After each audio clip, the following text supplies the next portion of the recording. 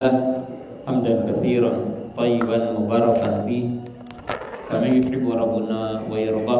أشهد أن لا إله إلا الله وحده لا شريك له وأشهد أن محمدا عبده ورسوله. الصلاة والسلام على رسول الله وعلى آله وأصحابه ومن تبعهم بإحسان إلى يوم الدين. أما بعد، يا أيها الذين آمنوا اتقوا الله حق تقاته ولا تموتن إلا وأنتم مسلمون. Kaum muslimin, para jamaah, para penuntut ilmu yang dimuliakan Allah Subhanahu wa taala. Pertama, marilah kita untuk senantiasa bersyukur kepada Allah Subhanahu wa taala yang senantiasa menganugerahkan kepada kita berbagai nikmat, terutama nikmat iman, nikmat Islam, nikmat sehat, sehingga pada kesempatan malam yang berbahagia ini kita dapat berkumpul di majelis yang mulia ini. Tentunya yang kedua, rasa syukur, terima kasih khususnya kepada Bapak Dr. Edi dan keluarga yang dalam kesempatan ini tentunya telah memberikan fasilitas buat kita untuk mengadakan bentuk-bentuk mungkin untuk kajian atau taklim, belajar di tempat yang mulia ini. Dan demikian juga kepada seluruh teman-teman para panitia di kajian ya, di Singaparna atau KS atau KSS apa? KIS, ya, kajian Islam Singaparna. Alhamdulillah, ya, mungkin setelah tadi disampaikan beberapa lama, terutama setelah COVID-19 ya, menimpa kita semua, mungkin yang biasanya lebih sering untuk berkomunikasi, nah hari ini mungkin kurang berkomunikasi, terlebih juga mungkin tempat ya yang memadai untuk pertemuan baru kali ini ada lagi di sini.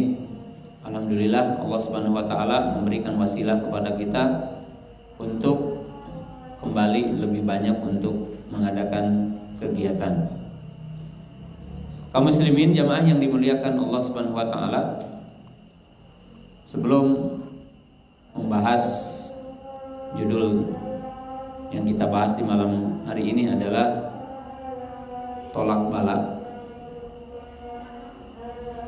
atau kita akan membahas ibadah-ibadah yang bisa menolak bala. Saya ingin menyampaikan beberapa hal penting untuk jadi satu kepentingan nasihat kita bersama. Kaum muslimin jamaah yang dirahmati Allah Subhanahu wa taala, di antara perkara yang sangat penting untuk kita pahami dalam kehidupan seorang mukmin, bahwa kebutuhan kita kepada ilmu agama, din, itu di atas segalanya. Bahkan Imam Syafi'i dan para ulama yang lainnya, Imam Ahmad, mereka mengatakan hajatul insan lal ilmi ahwaju minat ta'ami wasyarab. Kebutuhan seorang mukmin muslim kepada ilmu, yaitu ilmu yang bermanfaat, itu lebih butuh daripada makan dan minum. Jadi kebutuhan kita terhadap ilmu syar'i itu lebih butuh dari makan dan minum. Sering saya sampaikan, kalau kita makan minum dalam sehari, orang yang paling banyak 3 kali. Tapi ilmu dibutuhkan dalam setiap napas kita, dalam setiap gerakan kita, dalam semua interaksi hidup kita, seorang mukmin sangat butuh kepada ilmu. Maka oleh sebab itu bagi seorang mukmin, aktivitas untuk mencari ilmu semestinya harus lebih banyak dari aktivitas untuk mencari makan. Atau setidaknya seorang mukmin tidak boleh melupakan kebutuhan ruhnya. Tidak hanya seorang mukmin itu memperhatikan kebutuhan fisiknya. Sebagaimana kebutuhan orang mukmin kepada orang berilmu itu di atas semua kebutuhan. Imam Syafi'i mengatakan, idza dakhalta baldatan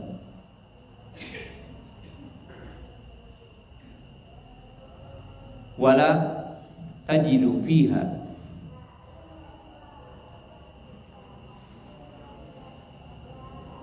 tabiban yu'alijuka an jasadik wala mu'alliman yarshuduka ila jannah fala taskun fiha. Dalam potongan ucapan Imam Syafi'i rahimahullah ta'ala, beliau mengatakan, kalau engkau masuk satu daerah, satu negara, tidak mendapatkan seorang dokter yang bisa mengobati jasadmu, dan tidak mendapatkan orang berilmu yang membimbingmu ke surga, maka engkau jangan tinggal di daerah tersebut. Dalam riwayat yang lain, Imam Syafi'i mengatakan, engkau jangan tinggal di satu daerah kecuali ada 4 poin. Jadi jangan menempati satu daerah kecuali ada 4 hal yang dibutuhkan kita. Hakiman adilan, ma'an jarian, tabiban rafiqan, aliman yarshuduka ila jannah. Beliau mengatakan, engkau jangan tinggal di satu daerah kecuali ada 4 poin, ada 4 hal. Pertama, ada hakim yang adil. Kedua, ada dokter yang punya kasih sayang, dokter jujur. Kemudian ada air mengalir, artinya banyak sumber airnya. Maka Imam Syafi'i pergi ke Mesir yang dekat Sungai Nil. Dan tidak ada orang alim yang memperingatkanmu atau membawamu ke surga. Jadi Imam Syafi'i telah menggambarkan akan tercipta kehidupan yang nikmat itu kalau ada 4 hal. Jadi kalau antum cari rumah, ya cari rumah yang sumber airnya gampang. Jangan menggali 100 meter. Ya kalau di Singaparna memang insya Allah ya, sumber air dekat ke Galunggung. Nah ini menggambarkan bahwa kita bagi seorang mukmin, khususnya ahli sunnah, itu harus menciptakan kondisi-kondisi yang kita bisa nyaman hidup. Nah salah satu nyaman hidup adalah adanya pendidikan, adanya dakwah, adanya lembaga pendidikan. Itu kebutuhan kita. Kebutuhan kita. Maka saya sangat menganjurkan kepada setiap daerah itu memiliki lembaga pendidikan yang bisa nyaman hidup diri kita. Sebab kalau antum ingin punya anak yang saleh, itu juga tidak mungkin bisa ditampung di Paseh di Ihya Sunnah. sekarang saja udah kehabisan kelas, nggak bisa menampung gitu ya. Berarti harus ada ya sunnah sekian yang lainnya. Oleh sebab itu antum harus memiliki kesemangatan. Bagaimana kita memberikan kebaikan dalam kehidupan ini? Salah satunya kita ya ikut dalam bagian dari dakwah yang mulia ini. Karena memang kita hidup ini butuh dengan ilmu, butuh dengan orang berilmu. Bahkan kata Imam Syafi'i, semua ilmu itu tidak begitu dipertimbangkan kecuali dua ilmu. Ilmu yang berkaitan dengan kesehatan fisik dan ilmu yang berkaitan dengan kesehatan ruh. Ya, antum juga penting tahu makan yang bergizi, tahu minuman yang bergizi, tahu bagaimana cara sehat. Sebab ternyata Imam Syafi'i rahimahullahu ta'ala dalam sejumlah riwayatnya beliau mengungkapkan banyak hal berkaitan dengan kesehatan. Salah satunya beliau mengatakan, aku tidak pernah kesiangan makan. Jadi senantiasa pagi-pagi benar makan. Kenapa katanya? Belum banyak polusi, belum banyak lalat yang hinggap, ya. Kemudian kondisinya masih dingin dan itu paling tepat orang untuk makan. Dan kata Imam Syafi'i, ya, makanlah pada waktu Anda membutuhkan. Dalam arti kalau antum mau kerja dan fisik membutuhkan kekuatan, maka harus makan sebelum kerja. Itu contoh Imam Syafi'i. Dan kebutuhan yang paling besar adalah kebutuhan untuk meluruskan ruh kita, akidah kita, amal kita, akhlak kita. Yaitu kita butuh kepada ilmu. Dan yang ketiga yang perlu saya sampaikan di kesempatan yang berbahagia ini, bahwa tidak ada orang yang mampu istiqomah kecuali punya komunitas. Karena memang Allah menciptakan manusia secara tabiat adalah manusia yang berteman, manusia yang bermasyarakat. Sampai digambarkan dalam hadis al-mar'u ala dini khalilihi, bahwa seseorang itu akan ditentukan dengan agama temannya. Jadi sangat dibutuhkan kalau antum itu untuk berteman, dibutuhkan untuk mencari teman, sangat butuh untuk membuat komunitas orang-orang baik, orang-orang soleh. Sebagaimana dalam kehidupan para sahabat, para tabi'in dan orang-orang soleh terdahulu, ya. Dan ini sangat penting dalam kehidupan kita.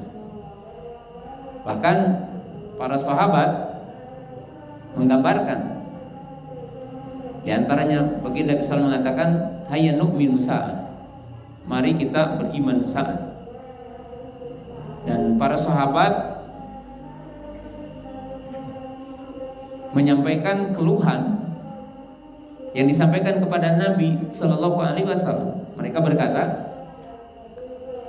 kalau aku sedang duduk bersamamu, ya di situ ada Abu Bakar, ada Umar, selain Rasul Sallallahu Alaihi Wasallam, maka terdapat ketenangan dalam jiwaku, imanku semangat. Tapi ketika kami pulang, ya, ke kampung-kampung kami dan kami berinteraksi lagi dengan yang berdagang, berternak, bertani, kami mendapatkan lemah iman itu. Maka Nabi SAW mengatakan, dzalika sharihul iman, justru itulah pertanda engkau itu beriman, karena engkau merasakan bertambah dan berkurang. dan merasakan engkau berkurangnya iman, sehingga seseorang akan tahu dan berjaga-jaga dan berhati-hati untuk tidak tergelincir. Hal ini menunjukkan bahwa pertemanan itu memberikan pengaruh kepada kita. Bahkan kalau kita dalam kehidupan nyata, antum, saya juga bisa menggambarkan. Kalau antum sholat, kemudian di sebelah kiri ada yang menguap, entah kenapa tiba-tiba kita pun suka tanpa sadar ikut menguap. Menunjukkan bahwa pertemanan itu punya pengaruh, walaupun pada awalnya tidak saling mempengaruhi. Jadi jangan dikira bahwa orang yang tidak mempengaruhi kita, orang yang tidak mengajak kita buruk, itu tidak memberi pengaruh kepada kita. Dan terkadang orang yang tidak sengaja mengajak, dilihat oleh orang lain dia baik, terkadang pengaruhnya tetap ada. Itulah gambaran Nabi Sallam, almar'u ala dini khalilihi, bahwa agama seseorang itu ditentukan dengan agama temannya. Maka untuk para pemuda yang belum menikah di sini, ya, awal dunia pendidikan diawali dengan memilih istri yang solehah. Dan awal bagi setiap perempuan yang akan menikah untuk masa depan dalam dunia pendidikan adalah memilih calon suami yang soleh. Bahkan Nabi Shallallahu Alaihi Wasallam mengatakan, tidak ada pemberian Allah yang lebih baik setelah takwa daripada istri yang solehah. Jadi kalau antum mencari-cari rizki gitu, rizki yang paling besar apa setelah iman dan takwa? Istri yang solehah. Kemudian poin yang terakhir yang saya ingin sampaikan di Muqaddimah tentunya untuk kajian ini, bahwa belajar itu harus punya tadarruj, tingkatan. Kecuali kalau kita mendengar sekadar nasihat atau ceramah. Tetapi kalau kita belajar harus dengan tingkatan-tingkatan. Dimulai dari yang mudah, dimulai dengan perkara yang terpenting dalam hidup kita, ya, dalam hidup kita. Kenapa? Karena umur kita itu pendek. Waktu antum belajar pun tidak panjang, tidak banyak. Ada yang cuma bisa seminggu sekali, ada seminggu sekali juga masih balang betong, ada yang sebulan sekali gitu. Ya. Karena tentunya ilmu itu ada ilmu yang sifatnya darurah, ada yang sifatnya hajiyah. Jadi ilmu itu ada yang daruri, orang tidak boleh tidak tahu, wajib tahu. Ada yang sekedar kebutuhan, ada yang sekedar kesempurnaan. Maka setiap kita harus memahami tingkatan ilmu, harus memahami tingkatan ilmu. Sebagaimana apa yang kita akan sampaikan kepada orang lain pun sama, seperti itu. Jadi ini adalah berkaitan dengan ilmu. Kemudian kaum muslimin jamaah yang dirahmati Allah Subhanahu wa taala, orang-orang mukmin itu senantiasa membutuhkan satu dengan yang lainnya. Maka diharap bahwa kita mampu untuk menjalin persaudaraan satu dengan yang lainnya. Karena iman seseorang akan sempurna dengan iman temannya.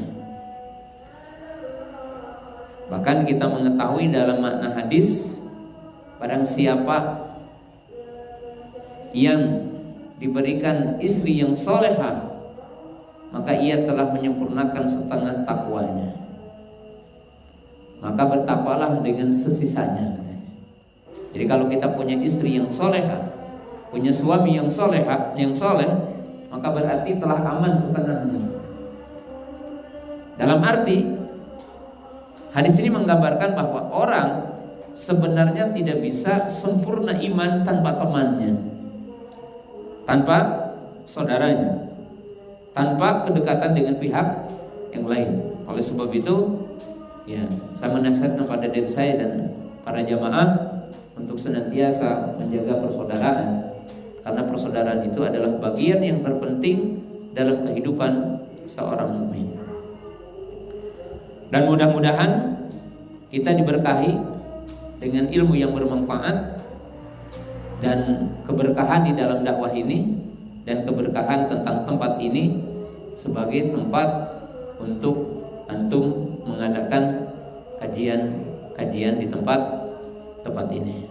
Mungkin itu adalah sebagai pembukaan untuk kajian di tempat yang mulia ini, untuk kajian-kajian berikutnya. Kaum muslimin jamaah yang dirahmati Allah Ta'ala, judul yang kita bawakan adalah menolak bala.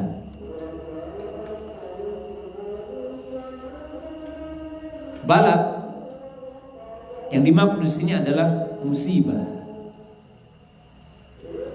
Musibah al-qarbu berupa bentuk kesempitan, musibah yang menimpa kepada kita.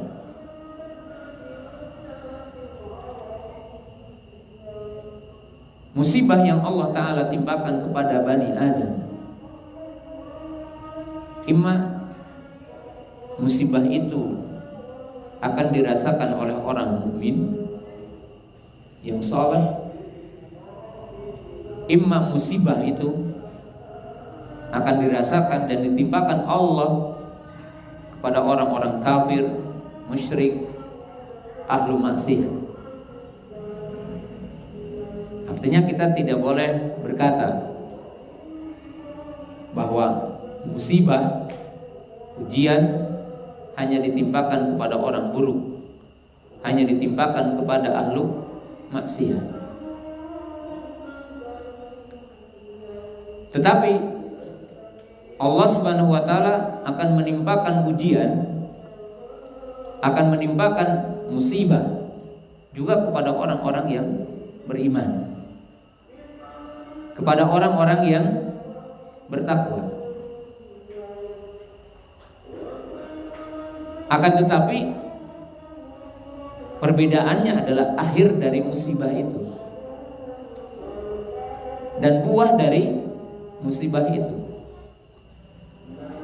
Kalau musibah yang dirasakan oleh orang-orang beriman, oleh orang-orang yang bertakwa,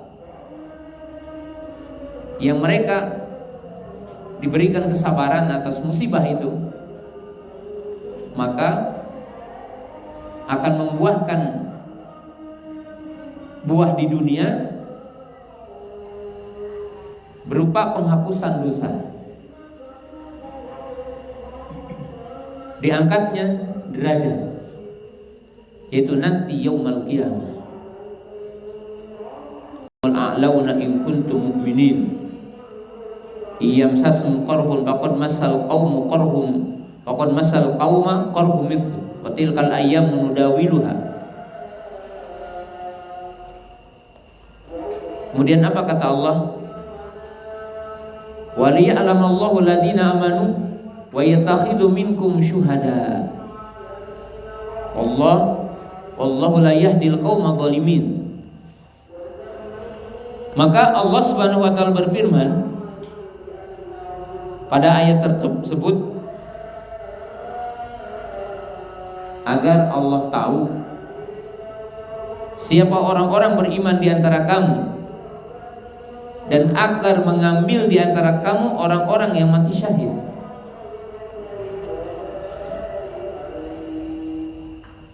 Ya. Kemudian setelah ayatnya apa? Wa liyumahhisallahu alladziina amanu wa yamhaqul kafirin. Jadi terkadang musibah menimpa kepada seseorang, umpamanya syahid di medan jihad, zatnya musibah gitu. Tetapi dalam binafsil amr nikmat.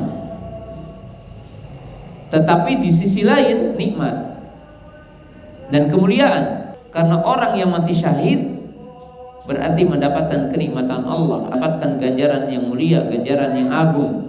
Disediakan bidadari, disediakan surga yang mengalir di bawahnya sungai.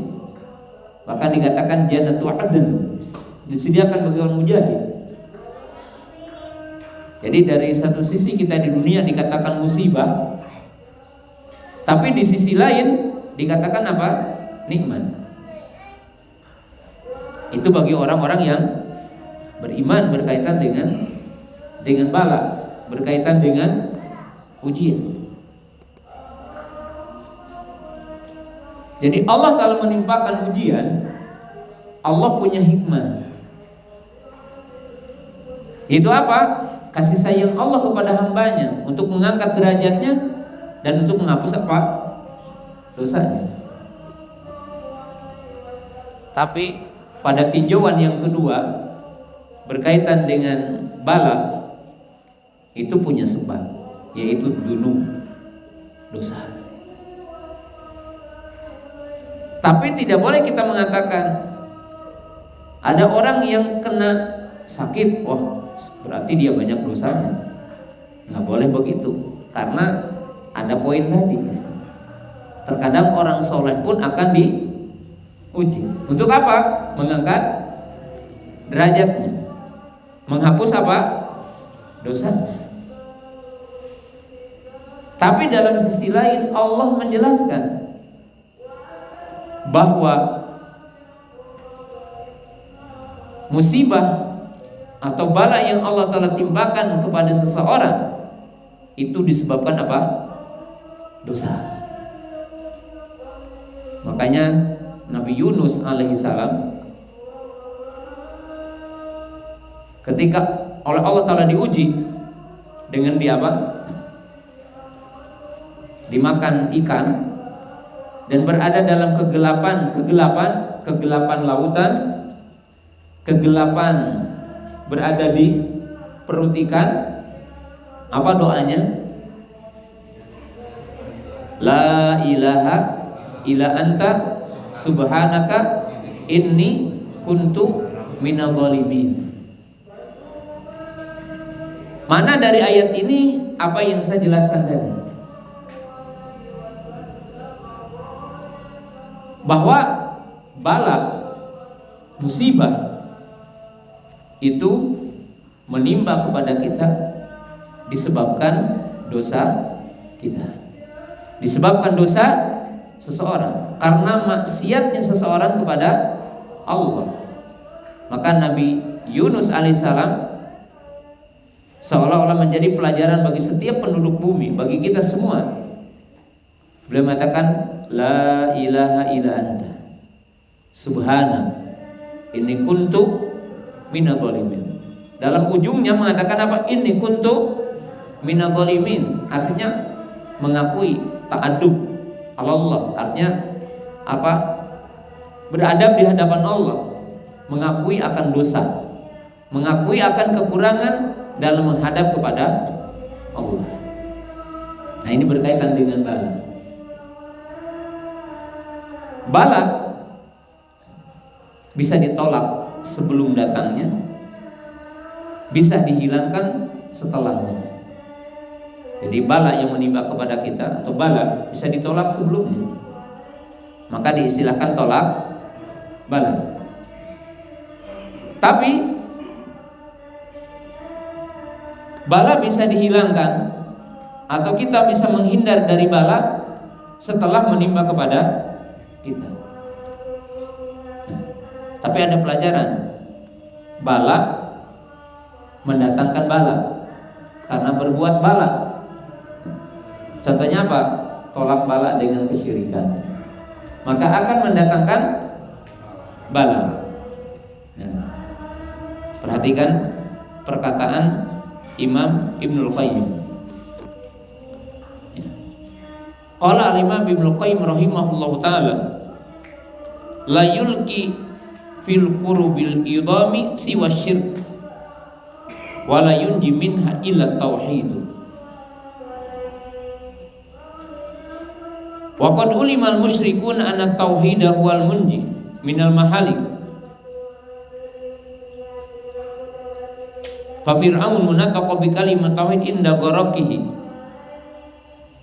liyanju walakin ba'da fawatil hin. Ini ada satu pelajaran yang sangat berharga dari ucapan Nabi Yunus alaihissalam. Kata Imam Ibnu Qayyim, sesungguhnya tidak ditimpakan kesempitan bala yang besar kecuali sebabnya syirik, dan tidak bisa selamat dari bala musibah yang besar kecuali tauhid.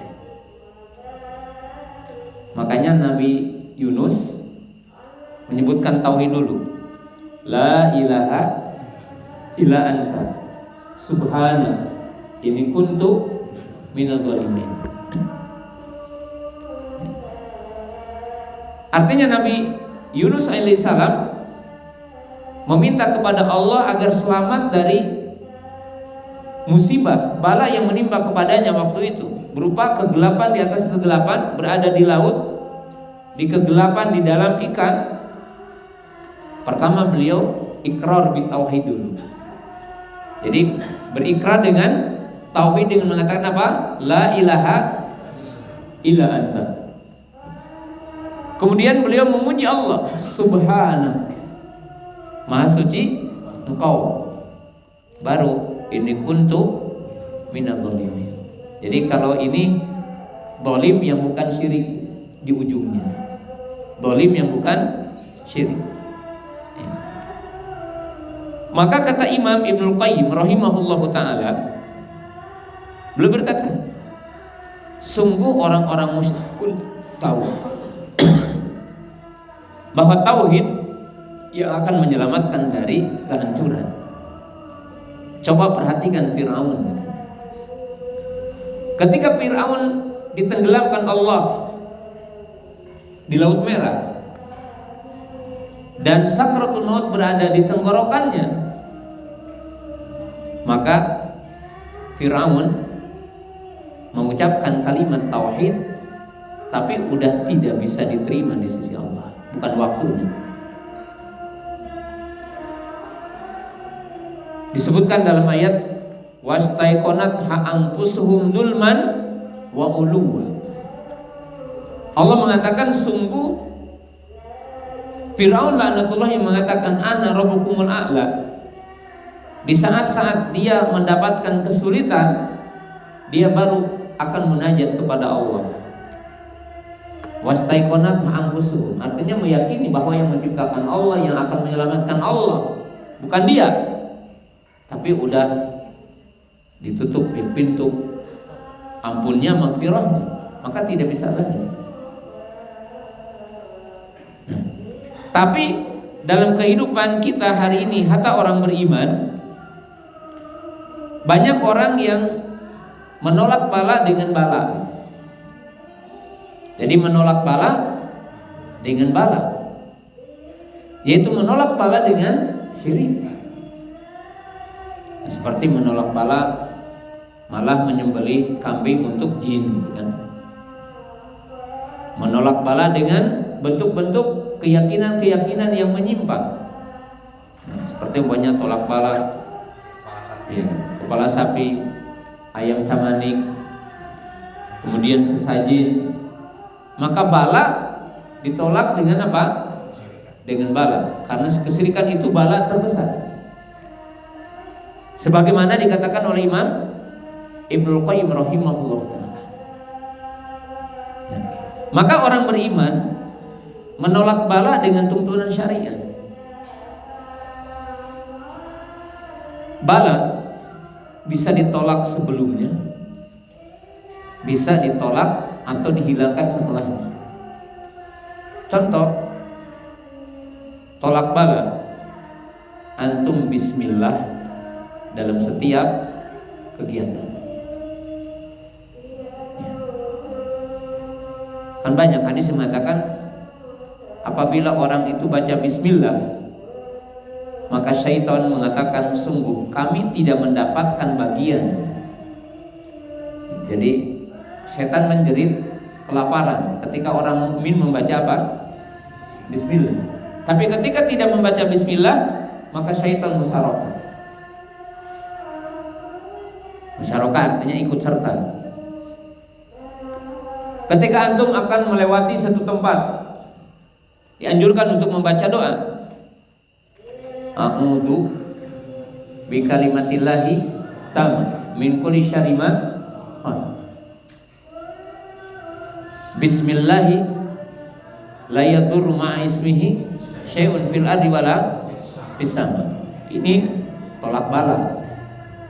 Tolak bala. Keluar rumah, bismillahi tawakkaltu 'alallahi la haula wala quwata illa billah. Naik mobil, ya, apa? Subhanalladzi sahrana lana hada wa ma kunna lahu muqrinin wa inna ila rabbina lamunqalibun. Kemudian berdoa, tolak bala. Berarti di sini apa? Sebelum terjadi. Sebelum terjadi, bala bisa tertolong.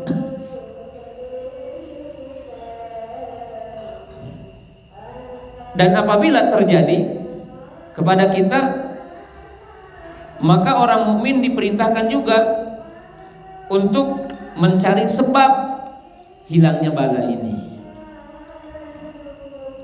Nah, seperti sekarang kita bagaimana ditimpa virus corona. Lihat kepada hadis tentang gerhana. Aisyah radhiyallahu ta'ala anha mengatakan, khasafatis syamsu fi ahdi Rasulillah sallallahu alaihi wasallam. Fasala bin nas, summa khataba nas, fahamidallah wa asna alaihi. Faqala, inna syamsa wal qamara ayatani min ayatillah. La yankhasifani li mauti ahadin wa li hayatihi. Fa idza ra'aitum dzalik fadqullaha wa kabbiru wa sallu wa tasaddaqu. Nah, lihat di sini hadis yang agung, hadis Aisyah. Kata Aisyah radhiyallahu taala anha, telah terjadi gerhana, yaitu gerhana matahari. Maka Nabi Shallallahu Alaihi Wasallam keluar mengumpulkan kaum muslimin, kemudian memimpin sholat. Jadi yang dinamakan dengan sholat apa? Gerhana. Kemudian beliau berkhutbah, artinya memberikan ceramah, khutbah setelah sholat. Kemudian memuji Allah, ya, menyanjung Allah Ta'ala, kemudian bersolawat. Kemudian beliau mengatakan sesungguhnya matahari dan bulan adalah dua ayat di antara ayat-ayat Allah. Dia keduanya tidak gerhana karena meninggalnya seseorang ataupun hidupnya seseorang. Nah, ini awalnya memang orang-orang jahiliyah. Waktu itu ketika terjadi gerhana pas di hari wafatnya Ibrahim, yaitu putra baginda Rasulullah Sallallahu Alaihi Wasallam. Maka orang-orang jahiliyah itu mengatakan ini gerhana karena ada lahirnya orang besar. Maka keyakinan ini dibatalkan oleh Nabi Sallallahu Alaihi Wasallam bahwa ini adalah keyakinan yang keliru, keyakinan yang menyimpang, bahwa gerhana bulan atau matahari bukan karena matinya seseorang atau hidupnya seseorang, tapi merupakan ayat di antara ayat-ayat Allah. Apa kata Nabi SAW? Apabila kamu melihatnya, maka berdoalah kepada Allah, bertakbirlah dan sholatlah dan bersedekahlah. Maka Imam Ibnu Hajar dalam kitabnya Fathul Bari ketika mengomentari hadis ini berkata, Imam At-Tibi katanya, hadis ini menjelaskan perintah apabila bala menimpa kepada satu kaum, maka kaum tersebut harus menolaknya dengan zikir, dengan doa dan sholat. Berarti menolak bala itu diperintahkan. Mengeluarkan diri dari bala itu dianjurkan dalam syariat Nabi Sallallahu Alaihi Wasallam, dalam syariat Islam. Jadi ada perintah. Yang kedua, sebagai contoh ini, dan nanti amalan-amalan apa yang bisa menolak bala kita akan rinci. Tapi hal yang menunjukkan bahwa orang mukmin wajib bagi dirinya meminta kepada Allah lepas dari bala dan mencari sebab agar keluar dari bala. Disebutkan dalam hadis yang sahih, itu hadis Abu Sa'id Al-Khudri, diriwayatkan oleh Imam Muslim.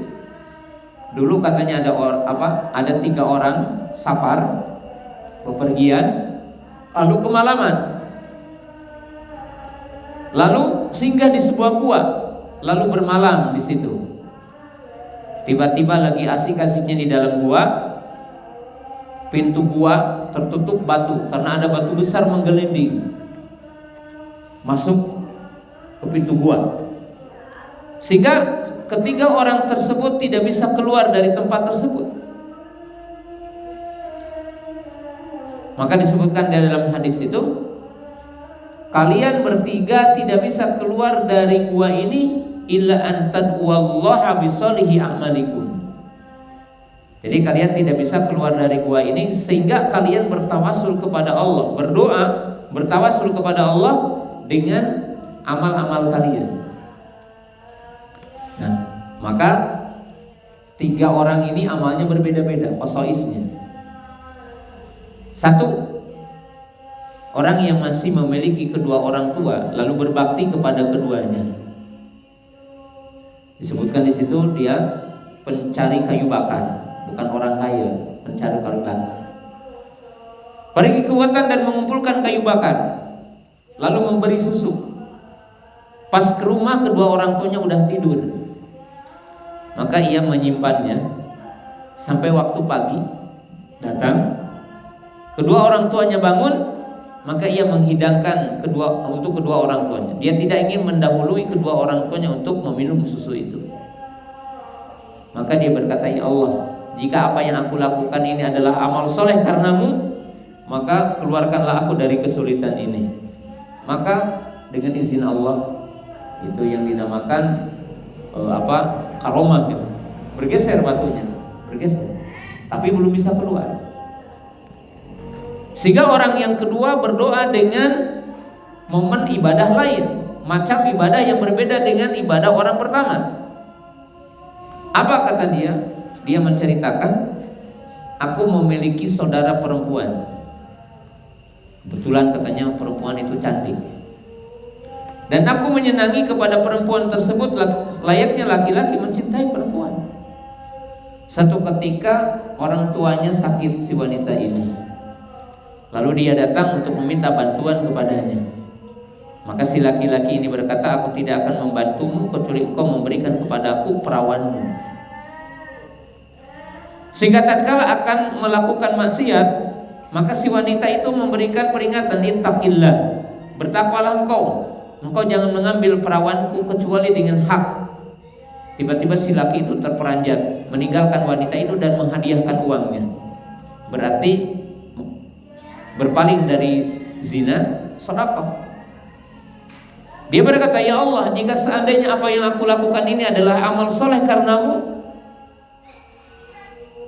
selamatkanlah dari apa yang menimpa kepada kami ini. Maka bergeser lagi batunya sedikit, bergeser, tapi belum bisa keluar.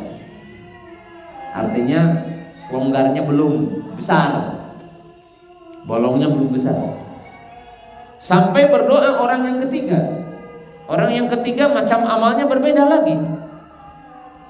Dia mengatakan, aku memiliki banyak pekerja dan aku menunaikan kewajibanku memberikan upah kepada mereka, kecuali 1 orang katanya yang tidak hadir. Lalu harta dia dikembangkan jadi banyak di sisinya. Tiba-tiba udah lama muncul Maka dia mengatakan, tuh harta kamu, itu kambing katanya, sawah kamu ya. Kalau digambarkan seperti itu. Maka dia berkata, hartaku dulu nggak segini, bagianku nggak segini. Maka kata dia, betul, dulu sedikit, tapi sekarang udah dikembangkan, ini hartamu. Lalu dia berdoa, ya Allah, jika seandainya apa yang aku lakukan ini adalah amal soleh karenamu, ya Allah, keluarkan dari kesulitan ini. Maka bergeserlah batu itu, lalu keluarlah ketiga orang itu. Hadis ini menjelaskan bahwa orang mukmin dianjurkan mencari sebab bagaimana keluar dari kesulitan hidup. Musibah yang menimpa kepada kita, sakit yang menimpa kepada kita, bala yang menimpa kepada kita, diperintahkan kita mencari sebabnya. Dan sebab-sebab yang disebutkan dalam hadis tadi tentunya adalah berkaitan dengan ibadah dan amal saleh.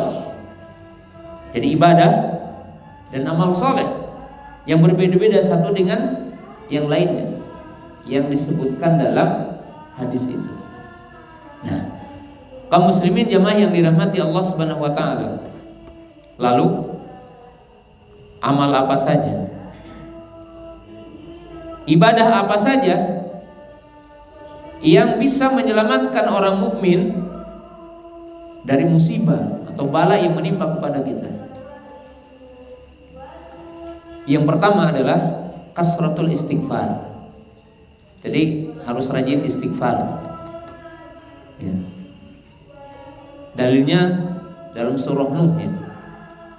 Wa qul tastaghfiru rabbakum innahu kana ghaffara yursilis sama alaikum midrara wa yumdidkum bi amwalin wa banin wa yaj'al lakum jannatin wa yaj'al lakum anhara. Jadi Allah menyebutkan dalam surah apa? Nuh. Faqul tastaghfiru rabbakum innahu kana ghaffara. Katakan olehmu. Jadi maka Nabi Nuh berkata, aku berkata kepada kaumku, memintalah kalian pengampunan kepada Rabbmu. Lalu apa katanya? Maka Allah akan menurunkan hujan, akan memperbanyak harta kalian, memperbanyak keturunan kalian, akan menjadi mengalir sungai-sungai. Lalu ada kisah di sini. Ada 3 orang datang kepada Imam Ahmad dengan permintaan yang berbeda. Jadi ada 3 orang yang datang kepada Imam Ahmad mengeluh, ingin keluar dari kesulitan yang menimpa kepadanya. 1, orang yang menikah lama belum punya anak. Dia bertanya, wahai Imam, apa solusi bagiku? Aku ini udah nikah lama tapi belum punya anak. Ya tidak sedikit juga ya, banyak orang yang datang ke ustadz ya, gimana solusinya, saya udah nikah tapi belum punya anak, udah lama. Kata Imam Ahmad, istighfar. Datang lagi orang kedua, wakil dari satu kaum. Di tempatku terjadi kemarau panjang. Apa solusi bagi kami, wahai imam? Kata Imam Ahmad, istighfar. Yang ketiga, mengeluh orang yang melakukan interaksi jual beli, usaha, tapi aku tidak dapat untung, selalu rugi. Mungkin kita tidak sedikit ya, petani, pedagang datang ke ustaz, solusinya apa? Maka Imam Ahmad menjawabnya 1, istighfar. Lalu murid Imam Ahmad berkata, wahai imam, bagaimana mungkin, katanya, engkau ditanya dengan 3 pertanyaan tapi jawabannya 1? Kok semuanya disuruh istighfar? Lalu kata Imam Ahmad, tidaklah kamu membaca ayat dalam surah Nuh, faqul tastaghfiru rabbakum innahu kana ghaffara yursilis sama alaikum midrara. Ini pertanyaan orang yang kemarau, katanya. Allah akan menurunkan apa? Hujan.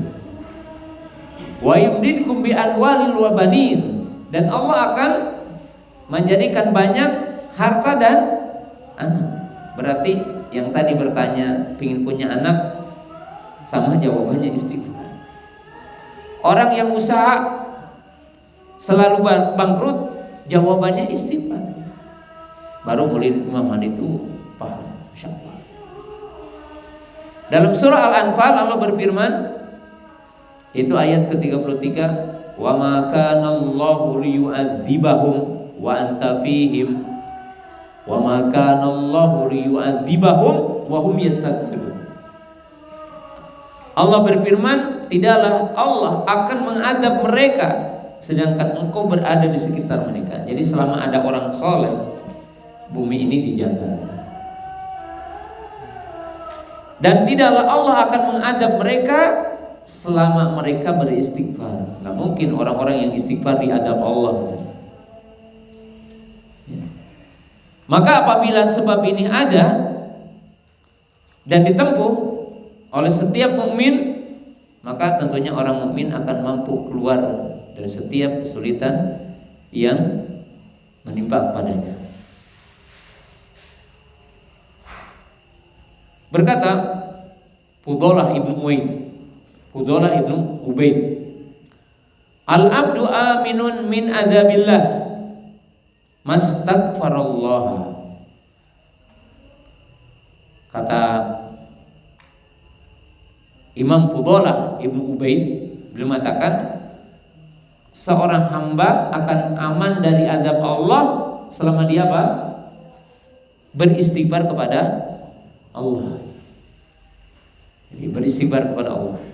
Nah, ini langkah yang pertama, istighfar. Makanya Nabi SAW dalam sehari tidak kurang berapa? 100 kali untuk apa? Beristighfar. Yang kedua, kasratus shalah wal khusyu' wa tuma'ninah. Yang kedua adalah memperbanyak salat dan khusyuk di dalamnya. Jadi bukan hanya salat wajib maksudnya, kasratus salat. Ya. Hal ini sebagaimana dijelaskan dalam ayat yang tadi. Fa idza ra'aitumuhuma fasallu. Dalam satu riwayat hatta yanjali ma bikum. Nabi SAW mengatakan kalau kamu melihat gerhana bulan atau matahari, kita akan takut jika seandainya cahaya itu tidak ada lagi, berarti hari kiamat. Maka cepat-cepatlah engkau menghadap kepada Allah dengan sholat sampai selesai. Bahkan sholat yang beda dari sholat yang lainnya, sholat gerhana, Fatihahnya 4 kali, surahnya 4 kali, rukunya 4 kali. Ya. Itu menunjukkan beda. Dalam 2 apa? Rakaat. 2 rakaat ya. Dengan 4 ruku, 4 sujud, 4 baca Fatihah, 4 baca surah. Karena waktu orang harus munajat kepada Allah, harus dekat kepada Allah. Teman-teman yang dimuliakan Allah Subhanahu wa taala, ya. Kalau antum ingin keluar dari sedih, kesempitan, itu bukan harus ke gunung galung, bukan harus goes. Bukan arti goes ke Galunggung, tidak boleh. Banyak orang yang ketika mendapatkan kesempitan cari tempat rekreasi ke ujung dunia. Tapi rata-rata setelah rekreasi itu kesempitan itu balik lagi. Bahkan ketika lihat ATM itu berkurang, agak sedikit stres. Walaupun banyak uang, tetap aja berkurang. Maka namanya sedih itu munajat kepada Allah, sholat. Jadi kalau antum sedih, kalau antum sempit, al-hammu wal hazn, itu dengan pemilik bumi, dengan pemilik arsy yang ada di atas langit, kita munajat kepadanya. Bukan semata-mata kita nanti cari kuliner, cari tempat rekreasi, bukan. Itu bukan akhir untuk kita keluar dari kesulitan. Tidak, ya. Karena itu bukan solusi semuanya. Itu yang kedua.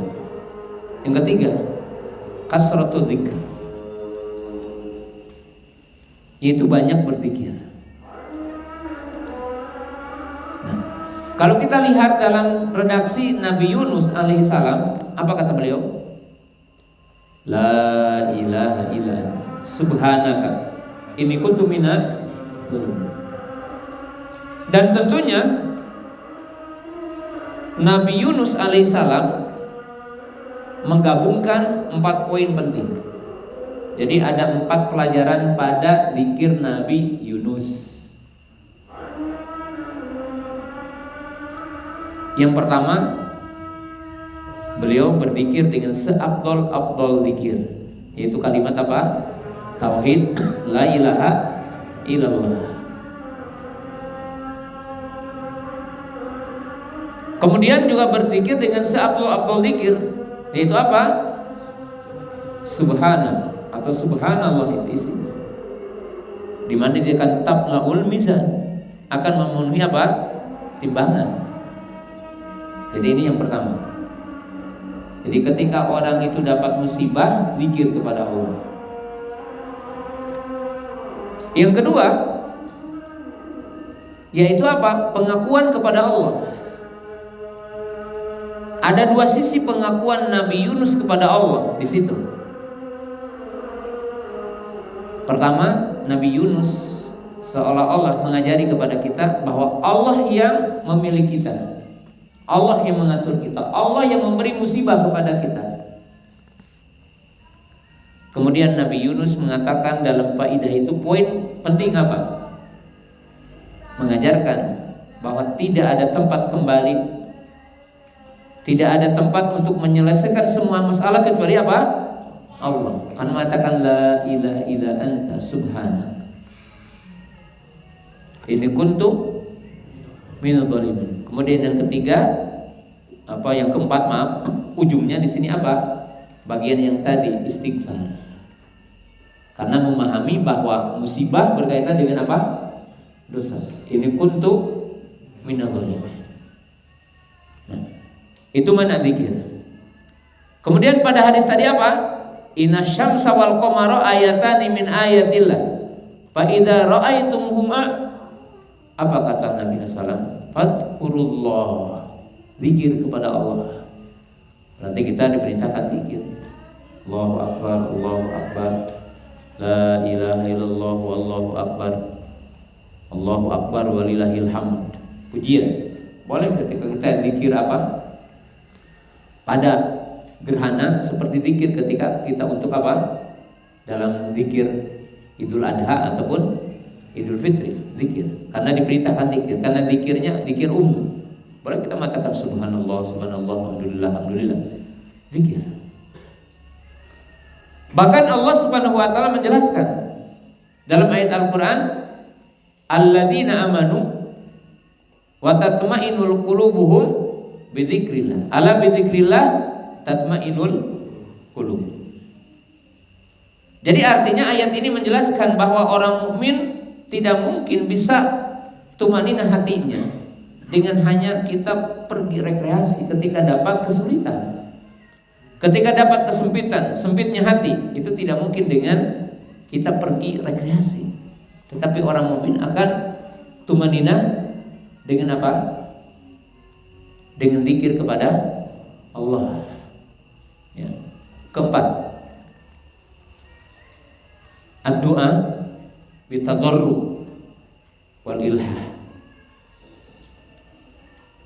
Apabila kita mendapatkan musibah atau bala, maka di antara poin yang paling besar sebab untuk kita bisa keluar dari musibah itu adalah doa. Tapi doanya bitadarru. Tadarru apa?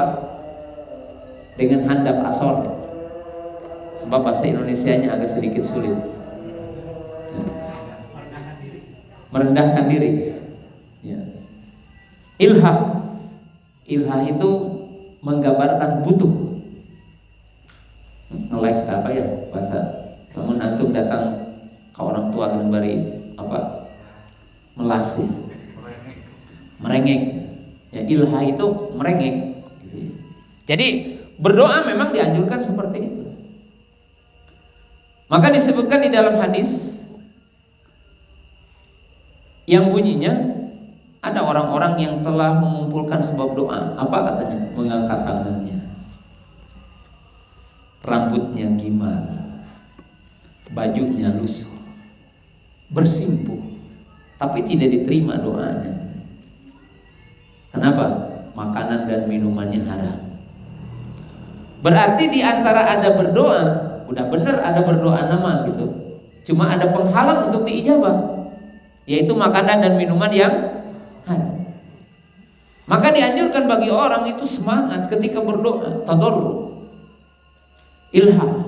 Kalau tadarru handap asor, kalau ilha menggambarkan semangatnya. Ya. Kalau antum akan meminta kepada seseorang bawa mobil baby band, dikasih enggak? Enggak, hanya minta pakai mobil baby band. Tapi kalau datang ke sana pakai senal-senal acan, gitu, nyeker, katingali baju nalusu, yang ketuangan pasti dikasih, gitu kan? Ilha, gitu namanya. Berbeda dengan orang yang datang ke sana minta uang 1.000, mobilnya apa? Mercedes. Nah, ilha itu seperti itu. Maka jamaah yang dirahmati Allah Subhanahu wa taala, Nabi sallallahu alaihi wasallam memberikan beberapa contoh dalam berdoa. Dalam berdoa. Salah satunya adalah ketika perang Badar. Jadi mengangkat tangannya sampai kelihatan ketiaknya. Rida, bakatku ngadeg-deg gitu, sampai ridanya apa? Jatuh, saking munajatnya kepada Allah. Ketika doa untuk istisqa beda dengan doa kita biasa. Ya, doa biasa begini. Tapi ketika istisqa dianjurkan apa? Begini, sampai kelihatan apa? Ketiaknya. Maka jamaah yang dirahmati Allah Ta'ala, ini doa ketika karab, ya, ini dinamakan dengan apa? Istighosah. Yang kelima, diantara penyebab orang akan keluar dari musibah adalah at-tahalli bimakarimil akhlak wa jamilis sifat. Jadi akhlak mulia itu akan menyebabkan orang keluar dari kesulitan. Apa buktinya? Kita lihat dalam sebuah kisah Nabi sallallahu alaihi wasallam awal turunnya wahyu. Nabi sallallahu itu bergetar, datang sampai menggigil, zammiluni zammiluni, wahai istriku selimutilah aku, selimutilah aku. Kemudian apa katanya? Laqad khasyitu ala nafsi. Kata Nabi sallallahu alaihi wasallam, sungguh aku merasa takut kepada diriku. Ketika dikasih tahu bahwa ini adalah Jibril oleh Waraqah, maka dalam potongan hadis ini kata qad khasyitu ala nafsi, sungguh aku telah takut kepada diriku. Apa kata Aisyah radhiyallahu taala anha? Kalla wallah ma yuzikallahu abada, innaka latasilur rahimah wa tahmilul kal wa taksibul ma'dum wa tuqrud dhaifa wa tu'ina dan nawaibil haq. Perhatikan di sini. Jadi kalau antum berdakwah agar terhindar dari semua keburukan, dibarengi dakwah itu dengan akhlak mulia. Apa kata Aisyah, apa Khadijah?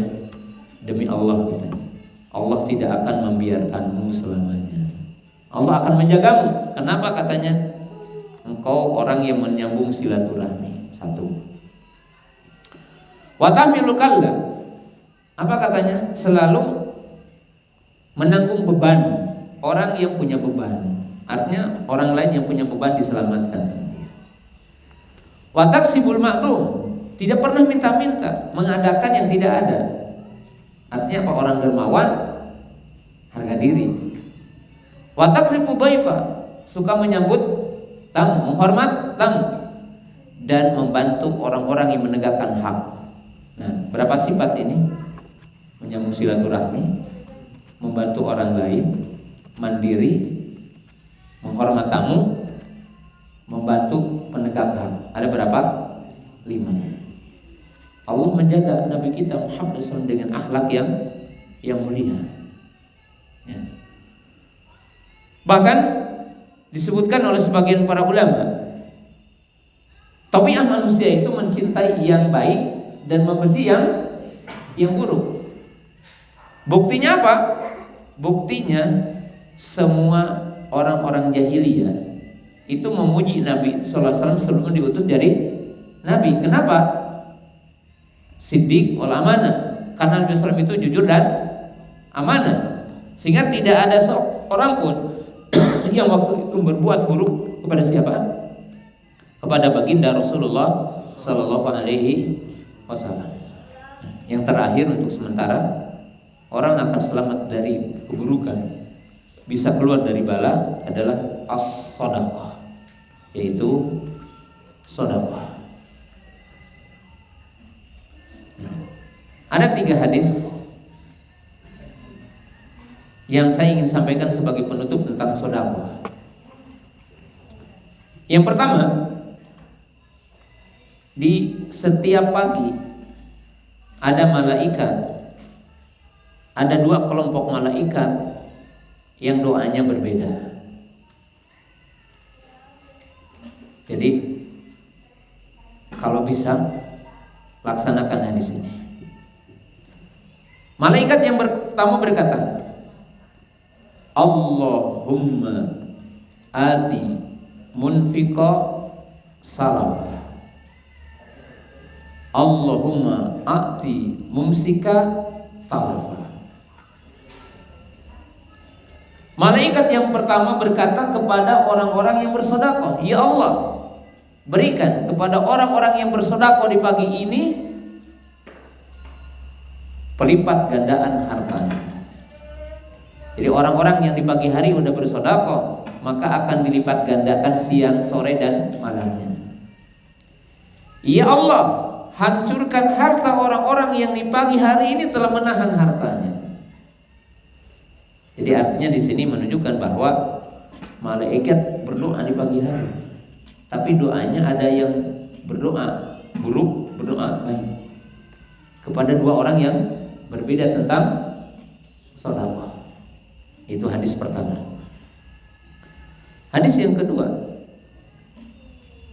Rasulullah sallallahu alaihi wasallam berkata, aku melihat neraka, lalu aku melihat penghuni neraka yang paling banyak adalah wanita. Lalu Nabi SAW berkata, ya ma'syaron nisa tasaddaqna fa inni ra'aitu kunna aktsara ahlin nar. Maka Nabi SAW berkata, wahai kaum wanita, bersedekahlah kalian, karena aku melihat penghuni neraka yang paling banyak adalah wanita. Ya, adalah wanita. Maka Nabi SAW memberitakan sedekah untuk menyelamatkan mereka dari api neraka. Kalau ada pertanyaan, kalau penghuni surga siapa yang paling banyak? Laki-laki atau perempuan? Perempuan juga. Kenapa?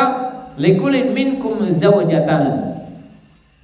Jadi bapak-bapak yang hari ini tidak bisa ta'adud, nanti akan bisa ta'adud. Karena setiap kalian akan memiliki 2 istri nanti di surga. Likulin minkum zawjatan. Jadi jangan takut ya, jangan sedih. Yang hari ini belum diizinkan sama para ibu untuk ta'adud, nanti akan memiliki 2. Likulin minkum zawjatan. Jadi ini sedekah, bersedekah. Dalam hadis yang ketiga, bahwa Nabi SAW mengatakan as-shadaqatu tadfa'ul bala, wa fi riwayatin as-shadaqatu tadfa'ul adza. Kata Nabi SAW, sedekah akan menolak bala. sedekah akan menolak azab. Ya. Sebagaimana dikatakan dalam hadis, 5 perkara yang aku, kata Nabi SAW, berlindung kepada Allah. Salah satunya, tidaklah satu kaum menahan zakat mereka kecuali Allah Ta'ala akan menahan turunnya apa? Hujan. Seandainya tidak ada binatang-binatang yang melata, maka Allah tidak akan menurunkan apa? Hujan. Nah, ini faidah. Ya. Jadi ini diantaranya 6 poin penting. Tetapi 6 poin penting itu kembali kepada yang satu tadi apa? Tauhid. Adalah tauhid. Karena tauhid adalah sebab semua kebaikan. Sebagaimana syirik adalah sebab semua apa? Keburukan. Ya. Kaum muslimin jamaah yang dirahmati Allah Subhanahu wa taala, demikianlah barangkali apa yang saya bisa sampaikan dalam kesempatan malam yang berbahagia ini berkaitan dengan sebab-sebab tertolaknya bala. Ya. Dan ini adalah kajian pertama di tempat ini. Mudah-mudahan kajian ini akan terus berlangsung dan diberikan keamanan, kedamaian, ketentraman, dan tentunya adalah kebaikan. Masih ada waktu 7 menit sebelum jam 8. Kalau ada pertanyaan, tidak mengapa. Ya, silakan. Bismillah. Assalamualaikum warahmatullahi wabarakatuh. Salam. Ustaz, mengenai turunnya Pak, kan tadi Ustaz katakan bila masih ada yang beristighfar, masih ada orang soleh, Allah akan menahan bala itu, tidak diturunkan. Apakah itu berhubungan dengan kuantitas Ustaz? Misal yang solehnya sedikit, yang maksiat banyak gitu. Apa bagaimana? Assalamualaikum warahmatullahi wabarakatuh. Iya. Jadi dalam ayat dalam surah Al-Anfal tadi, wa ma kana Allahu liyu'adzibahum wa anta fihim.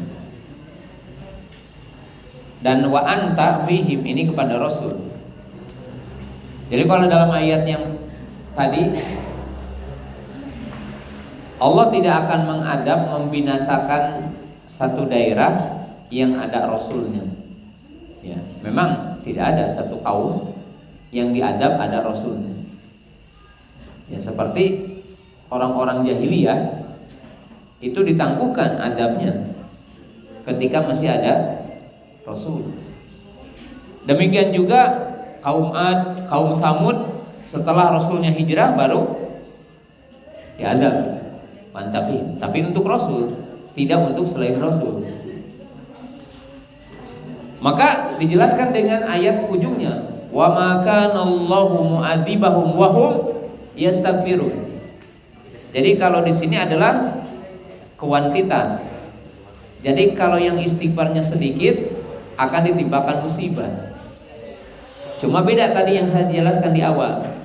Bagi orang kafir maksiatnya ukubah, bagi orang mukminnya mengangkat derajat. Nah, apa penjelasannya? Dalam surah Al-Anfal juga.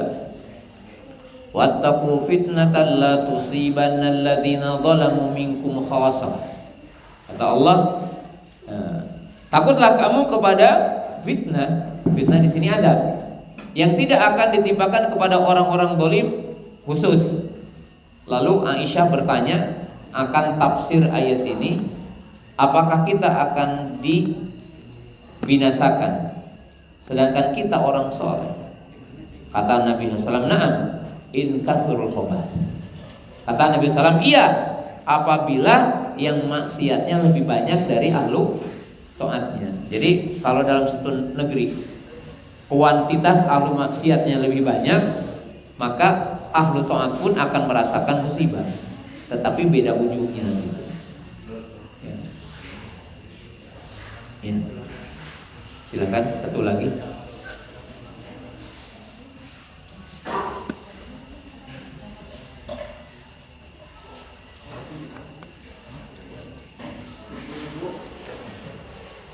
Kalau tidak ada, alhamdulillah.